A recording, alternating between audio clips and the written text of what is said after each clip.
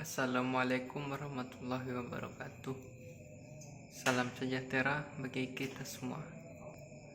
Baiklah, kali ini saya akan membuat video sebagai tugas proyek individu dalam mata kuliah pengantar ekonomi mikro.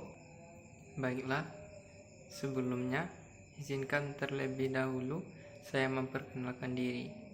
Perkenalkan, nama saya Hardi Amelta dengan NIM 24053058 dari program studi Pendidikan Ekonomi Fakultas Ekonomi dan Bisnis. Saya mahasiswa baru di Universitas Negeri Padang. Demikian perkenalan singkat dari saya. Sekian, terima kasih.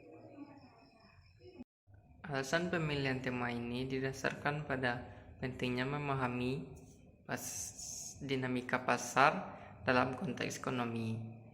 Penawaran merupakan salah satu komponen utama dalam mekanisme pasar, selain permintaan. Membahas faktor-faktor yang mempengaruhi penawaran, memberikan wawasan yang mendalam tentang bagaimana keputusan produsen, kebijakan pemerintah, dan perubahan lingkungan eksternal dapat mempengaruhi ketersediaan barang dan jasa di pasar.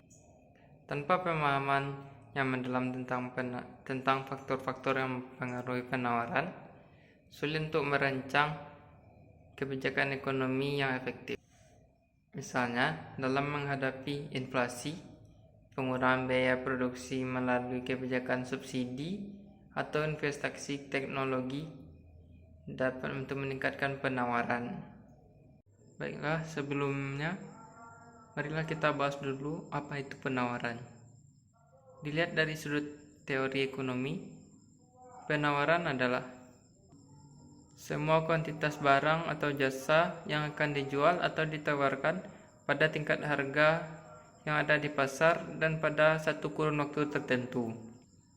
Dengan demikian, ada dua variabel di dalam penawaran dari sudut ekonomi, yaitu jumlah dari barang ataupun jasa yang dijual atau yang ditawarkan pada tingkatan harga tertentu dari barang maupun jasa yang ditawarkan.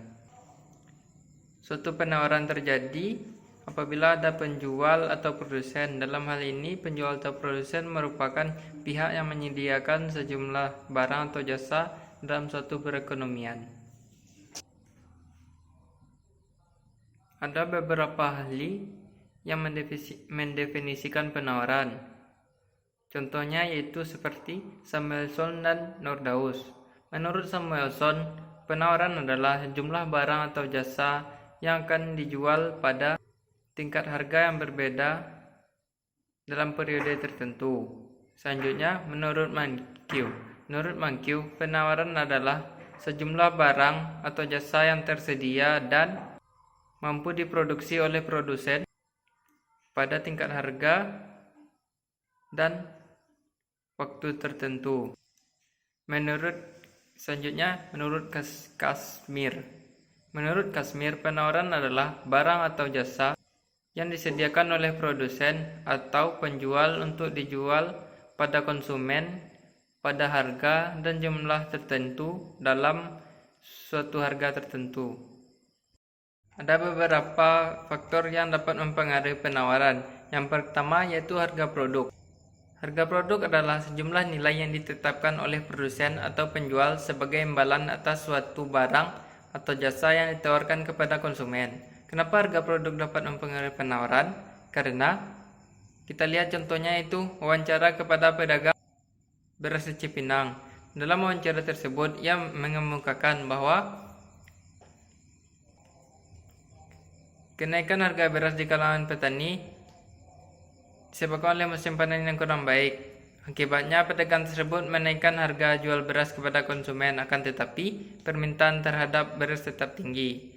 Dari wawancara tersebut, kita menyimpulkan bahwa kenaikan harga mendorong para pedagang tersebut meningkatkan penawaran beras karena permintaan tetap tinggi. meski harga naik. Yang kedua yaitu biaya produksi. Biaya produksi adalah seluruh biaya yang dikeluarkan oleh perusahaan yang berhubungan dengan fungsi atau kegiatan dalam pengolahan bahan baku menjadi produk yang jadi mempunyai nilai jual. Contohnya yaitu kasus wawancara kepada pedagang tahu. Ia menyebutkan bahwa ketika harga kedelai naik, ia tidak bisa memproduksi tahu dalam skala banyak. Dapat disimpulkan bahwa jika harga bahan baku meningkat, maka biaya produksi juga meningkat, sehingga produsen cenderung mengurangi jumlah yang ditawarkan. Karena itu, faktor tersebut bisa mempengaruhi penawaran. Selanjutnya itu teknologi. Teknologi adalah sarana, alat, maupun cara yang digunakan dalam menyampaikan pesan dan memecahkan suatu masalah melalui pengetahuan untuk mencapai suatu tujuan tertentu dan menjadi satu disiplin ilmu sendiri. Contohnya itu wawancara kepada pemilik pabrik furnitur di Jepara. Ia menyebutkan bahwa ketika ia memasang mesin potong kayu otomatis, ia bisa meningkatkan produksi mebelnya dan ia bisa mengirimkan lebih banyak pesanan kepada pelanggan. Dari hasil wawancara tersebut, kami bisa menyimpulkan bahwa teknologi bisa mempengaruhi penawaran karena peningkatan teknologi memungkinkan peningkatan efisiensi produksi dan jumlah barang yang ditawarkan pun meningkat. Selanjutnya yaitu cuaca dan kondisi alam.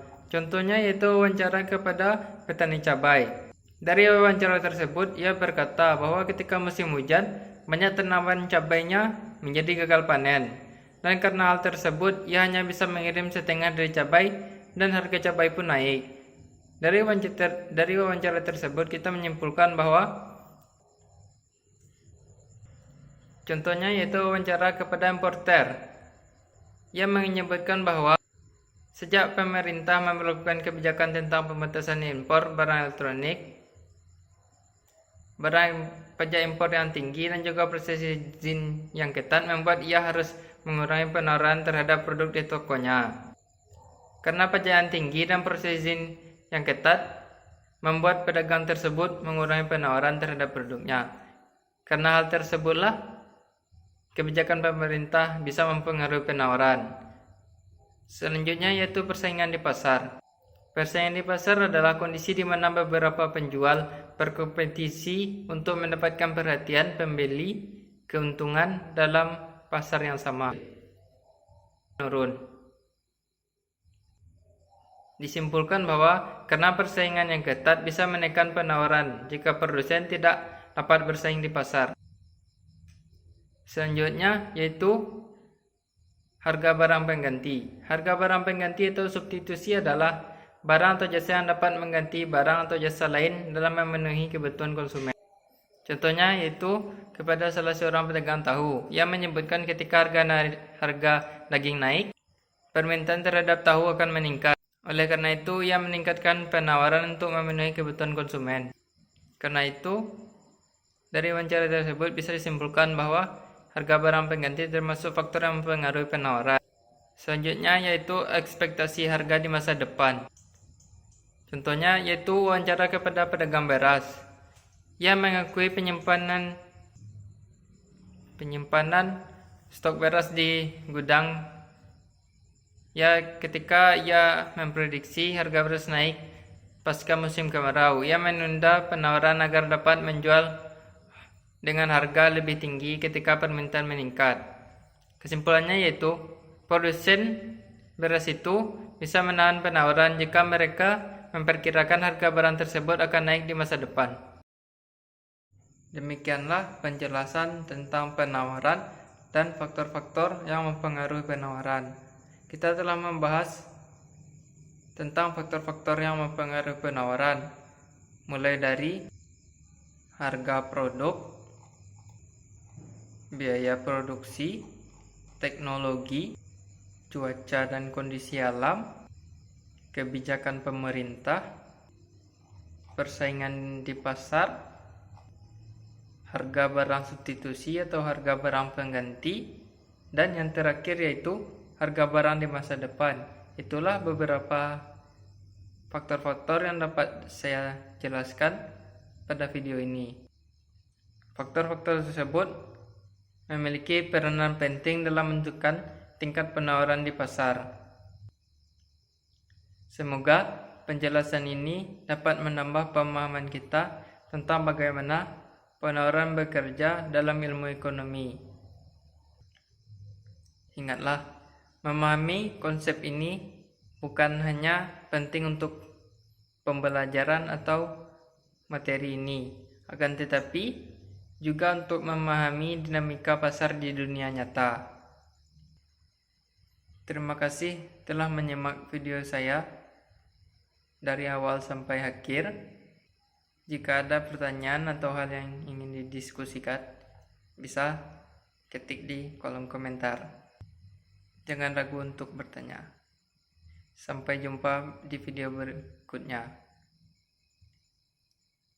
Jika ada kesalahan kata, saya mohon maaf, dan apabila ada kesalahan dalam penyampaian materi atau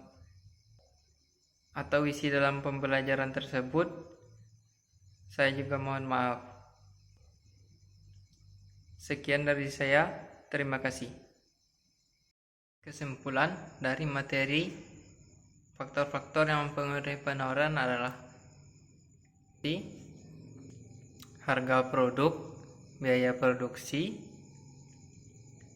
teknologi, cuaca dan kondisi alam,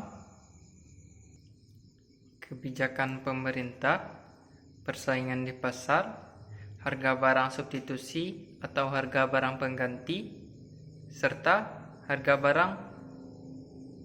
harga ekspektasi harga barang di masa depan. Penawaran dipengaruhi oleh gabungan dari berbagai faktor ekonomi, sosial, dan lingkungan yang mempengaruhi keputusan produsen dalam menyediakan barang atau jasa di pasar. Pemahaman akan faktor-faktor ini penting untuk mengelola dan memprediksi dinamika pasar.